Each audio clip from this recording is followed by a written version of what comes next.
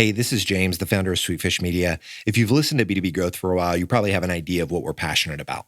Loving people really well, a constant pursuit of learning, and inspiring people to own their careers. With all the craziness happening with this virus, we are incredibly fortunate to be in the business of podcasting. So many B2B brands are looking for alternatives to their in-person events that are being canceled, and our business is growing as a result. Please don't mishear me on this because I'm not saying this to brag. It is heartbreaking, the economic impact this is having on so many businesses. But being in the business of podcasting, the demand for what we do has increased. And because of that, we're looking to hire really talented people to help us serve that demand. So if you like what we're all about at Sweetfish and you're looking for a great career opportunity, hit us up. There's a link in the show notes where you can apply today. I'm really looking forward to meeting you.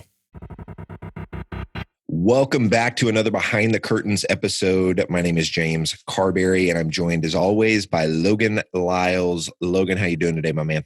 I am doing fantastic, man. In some ways, it feels like it's been a normal few weeks since I'm part of a fully remote team, as most people who are familiar with Sweetfish are. We also homeschool, so I feel like I'm fortunate to be kind of ahead of the game, but the world is still, going crazy all around us. And, still the family is still a little bit stir crazy, even though we're used to a little bit more staying close to home. But all that being said, excited to chat with you as always, man.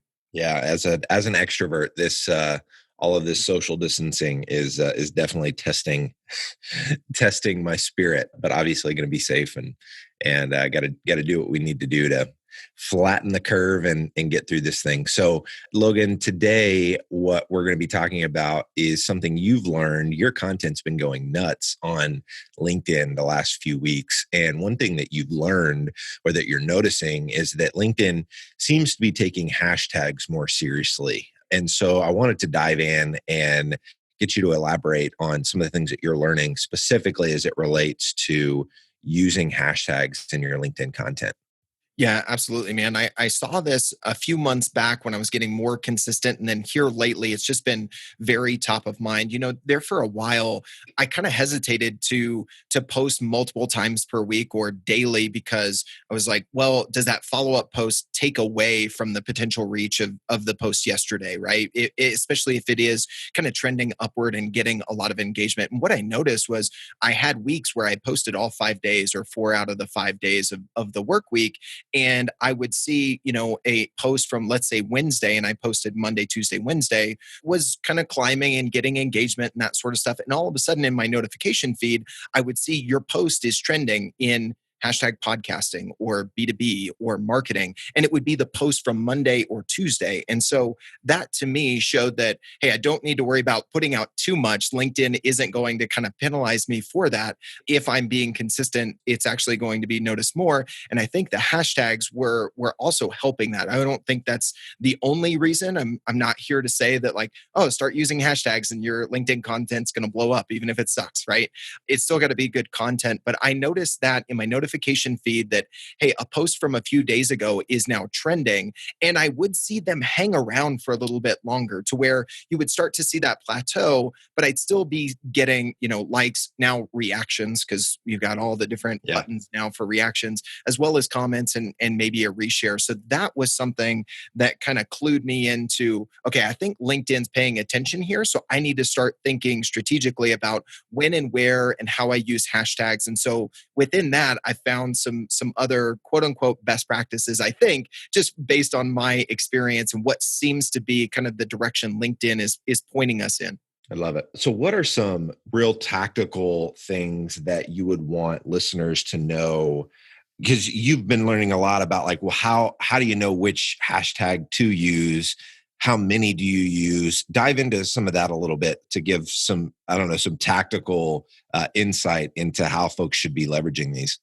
Yeah, absolutely, man. So one of the things I noticed, so let's take a real timely example here. Not that we're suggesting, hey, every post should be coronavirus related or hashtagged COVID-19 to try and get it in front of more eyeballs. But that's one that we've seen a lot in our feeds lately. And I did have one where I posted about, hey, everybody's working from home, everybody's trying to strike a balance because of this pandemic that's going on. And so I was just curious because I've seen hashtag coronavirus, I've seen hashtag COVID-19, I've seen hashtag COVID_19 or -19. And I was like, well, I don't want to just throw in a bunch of those because I don't like to see posts that are just hashtag stuffed either. Yeah. So what I did was just simply in the search bar on the app on LinkedIn, just like I would search James Carbary or I would search Bomb to find a company page, you can search a hashtag. So just type in hashtag and then marketing or podcasting or COVID-19, right? And so, for example, coronavirus and COVID-19 have like 110,000 followers because when you type that in, it will give you suggestions on the hashtags, kind of like Google Auto Suggest. Mm-hmm. And then you can touch that and it will show you posts, but at the very top of your phone screen, it will show you how many followers. So by comparison, COVID_19 has, only a few hundred followers. So that's an example there. Again, not saying tag every post coronavirus, but you could use that with podcasts or a podcast or podcasting, right? And figure out what it has the most traction. And that way I can either work that in naturally into the post, or that can be one of my first hashtags that I use at the bottom of the content because LinkedIn is noticing that it is pulling those and putting them to trending status and putting that in front of more eyeballs. And then the other thing that we'll dive into a little bit more here is it's actually influencing the URL of your LinkedIn post. If you're like me and you're part of engagement groups to boost your organic reach on LinkedIn, you're used to copying the link to your post and seeing that be just a ton of numbers. That's changed to where there's actually words in the latter part of that URL. And I've noticed that they are correlated to the hashtags that are in your post. I love it.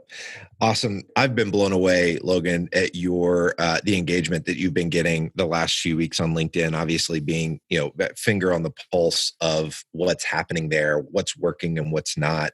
And so I appreciate you jumping on here and sharing this little nugget about hashtags because for the longest time, I just kind of discounted them. I wasn't really I was just like, whatever. I think I've had one or two that have showed up in trending, but it's clear that LinkedIn is starting to take these things more seriously. So I think it's definitely wise for folks listening to this to at least start putting some intentional thought into, using 2 or 3 hashtags on their posts and thinking strategically about what those hashtags should be. Yeah, absolutely, man. And the other thing I'll add, just going back to that URL thing, what I've noticed is in the URL to your post, just to get really tactical here, usually there will be like your first 1, 2, or 3 hashtags will show up in that URL. And in the order that they show up in your post. So oftentimes, for us, it might be podcasting and then B2B and then marketing. And I put them in that order for a very specific reason because I found that when we share content on podcasting, people look to us as folks that are very experienced in the space. And so even though marketing and B2B are just as applicable for us, I want podcasting to be that first one. So one, do your searches to figure out what hashtags that are applicable for your post, have the most followers, and then lead with those and know that you could put 5, 6, 7, 8. I tend not to do like the 8, 10, 12 hashtags just because I don't necessarily like the look of it. But if you do 5 or 6, make sure that your number 1, 2, and 3, and especially that number 1 is the one that's most applicable because the first ones are going to typically have the most impact. And so you can obviously do that one of 2 ways, right? You can just work it into the content because if I say, hey, we launch a lot of podcasts and we're getting this question, I could just work that hashtag into the sentence, or I can have them down at the bottom of the post. So whichever way you go about it, make sure that the one that is in sequential order in your post makes most sense. It has the most search and is most relevant to your post. So if you do those things, I think you're going to see a good bit of lift to your post from what you're seeing now. I love it. Awesome. Well, if you're not already connected with Logan or myself on LinkedIn, please head over to LinkedIn and do that. Logan Lyles, James Carbary. We would love to connect with you there. Thank you so much for listening. We hope you and your family are staying safe, that you're staying at home and getting all of your groceries and everything delivered so that you can stay out of the craziness that is going around right now and keep your family and your community safe. So we love you all a ton and thank you so much for listening. I hate it when podcasts incessantly ask their listeners for reviews, but I get why they do it, because reviews are enormously helpful when you're trying to grow a podcast audience. So here's what we decided to do. If you leave a review for B2B Growth in Apple Podcasts and email me a screenshot of the review to james@sweetfishmedia.com, I'll send you a signed copy of my new book, Content-Based Networking, How to Instantly Connect with Anyone You Want to Know. We get a review, you get a free book. We both win.